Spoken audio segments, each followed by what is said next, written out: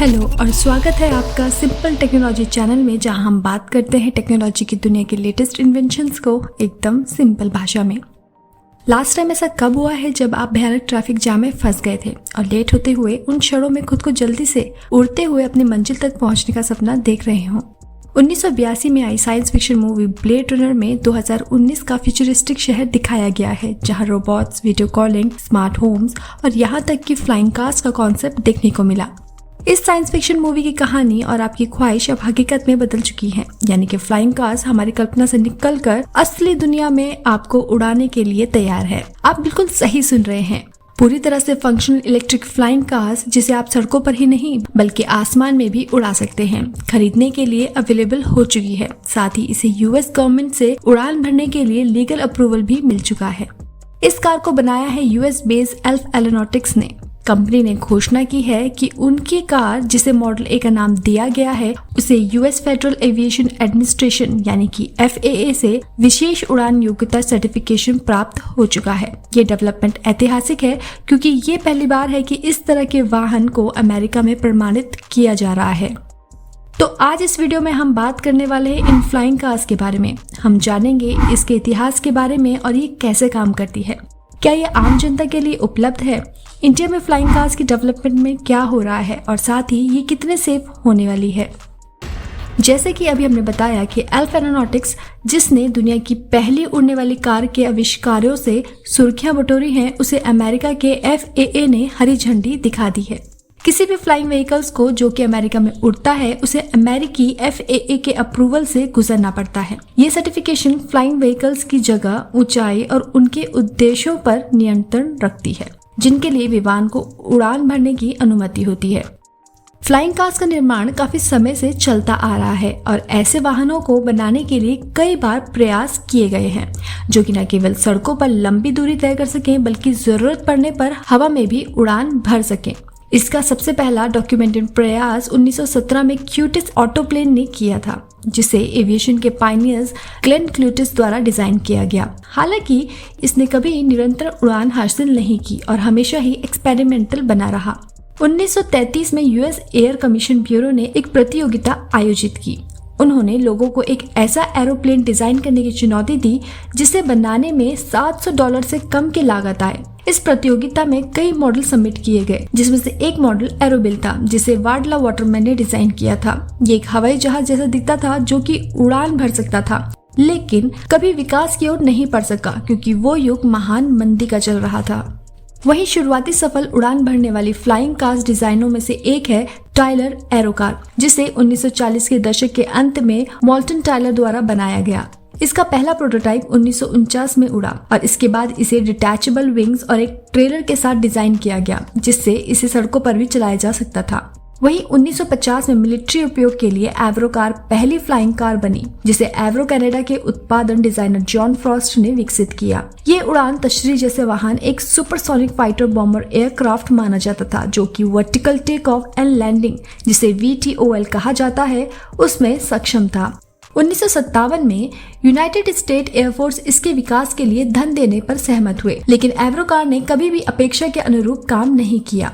1973 में AVE मिसार को develop किया गया, जिसमें हवाई जहाज के पंख लगे हुए थे।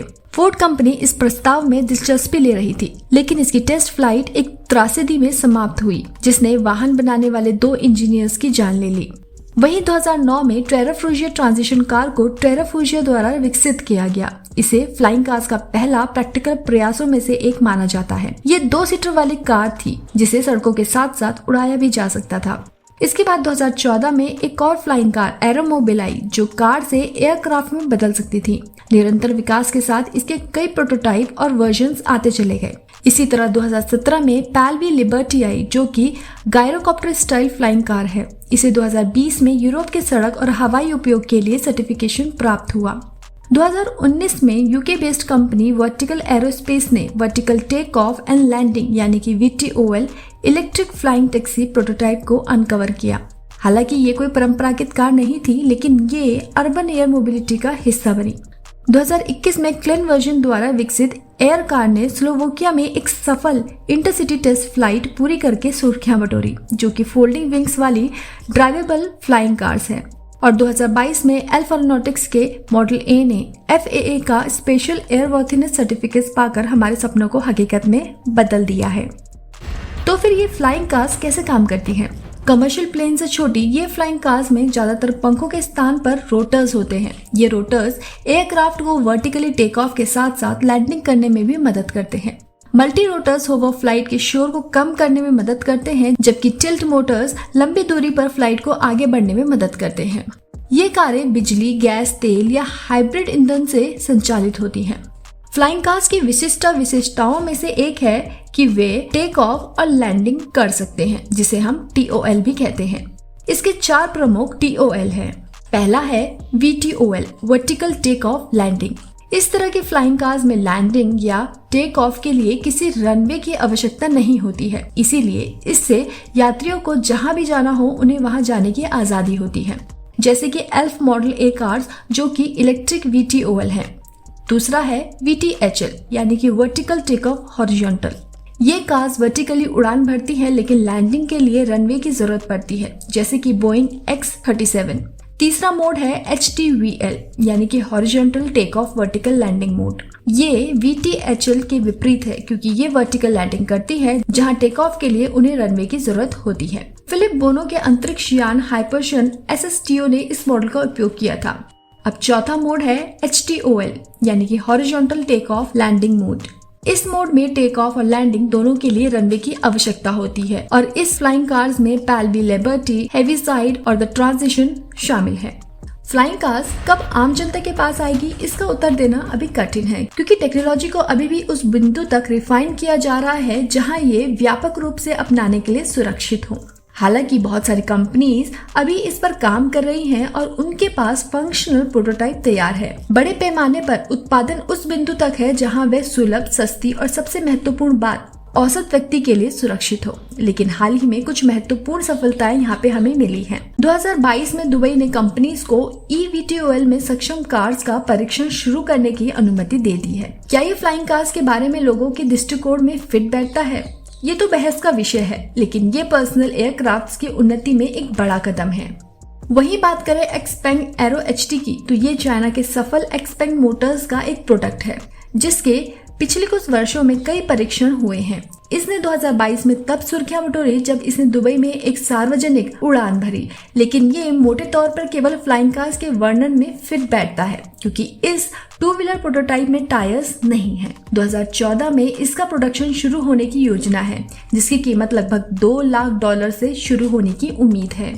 जहां एक्सपेन ने चाइना और दुबई में ध्यान आकर्षित किया है, वहीं छोटी डच कंपनी ऐसी पहली कंपनी हो सकती है जो वास्तव में फ्लाइंग कार्स के रूप में क्लासिफाई की जा सकती है।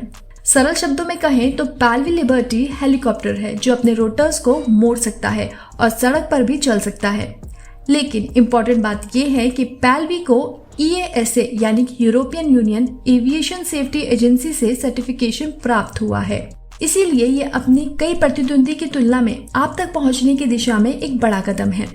ये एक बहुत ही रोमांचक खबर हो सकती है, लेकिन नए मॉडल के बाजार में लॉन्च होने में अभी 2 से 3 साल का समय लग सकता है, जबकि कुछ अंतर्राष्ट्रीय बाजारों में इसकी बुकिंग पहले से ही शुरू हो चुकी है। 2020 में कंपनी के VP ने इंडिया में गुजरात शहर के साथ मैन्युफैक्चरिंग और एक्सपोर्ट प्लांट सेटअप बनाने के लिए समझौता किया है। सबसे बड़ी बात यह है कि भारत में फ्लाइंग कार्स को वैध बनाने में समय लग सकता है, क्योंकि अधिकारियों को कारों की इस नई श्रेणी के लिए पूरी तरह से नए नियम बनाने होंगे। 2 seater normal liberty port version के लिए आपको 2.6 करोड़ रुपए खर्च करने होंगे, जबकि प्रीमियम लिबर्टी पायनियर एडिशन की कीमत लगभग 3.9 करोड़ तक हो सकती है। एल्फ मॉडल ए ने 2003 में डेट्रॉइट मॉडल शो में अपनी नई फ्लाइंग की पहली सार्वजनिक उपस्थिति के साथ धूम मचा दी थी, जहां महत्वपूर्ण बात ये थी कि एल्फ मॉडल ए को अमेरिका में उड़ान के लिए कानूनी मंजूरी मिल गई है। ये फ्लाइंग कार सेफ्टी स्टैंडर्ड को भी पूरा करती है। कंपनी ने दावा किया है कि वो 2025 के अंत तक प्रोडक्शन को शुरू कर देंगे और साथ ही इसका प्री ऑर्डर आप कर सकते हैं। शुरुआत में इसकी कीमत लगभग $3 लाख होगी, लेकिन कंपनी का मानना है कि ये इवेंचुअली टोयोटा कोरोला जितनी सस्ती हो सकती है। इन कारों के बड़े पैमाने पर उपलब्धता काफी रोमांचक हो सकता है। हालांकि इस बात पर यह निर्भर करता है कि आप इसे कैसे देखते हैं। आने वाले दशकों में उड़ने वाली कारें हमारे रहने, काम करने और आवागमन में महत्वपूर्ण भूमिका निभाएगी, जो हवा और जमीन दोनों पर डोर टू डोर ट्रांसपोर्टेशन प्रदान करेगा, जिससे शहर में पर्याप्त भीड़ भी कम होगी। दिलचस्प बात यह है कि कार्स लंबी दूरी प्राप्त करने के लिए आमतौर पर जो एयर ट्रैफिक द्वारा उपयोग की जाने वाली ऊंचाई होती है उसमें कब्जा नहीं करती। आज हमसे जुड़ने के लिए थैंक यू। आपको फ्लाइंग कार्स के बारे में जानकर कैसा लगा है? क्या आप इन कार्स में सैर करना चाहेंगे? कमेंट बॉक्स में अपने विचार जरूर शेयर करिएगा। लाइक और सब्सक्राइब करें अगर आज का कंटेंट आपको पसंद आया है और वास्तव में ये हमारे चैनल को ग्रो करने में मदद करता है। ऐसे ही माइंड एक्सपेंडिंग कंटेंट के लिए नोटिफिकेशन बेल को दबाना ना भूलें। अगली बार तक के लिए keep exploring and stay curious.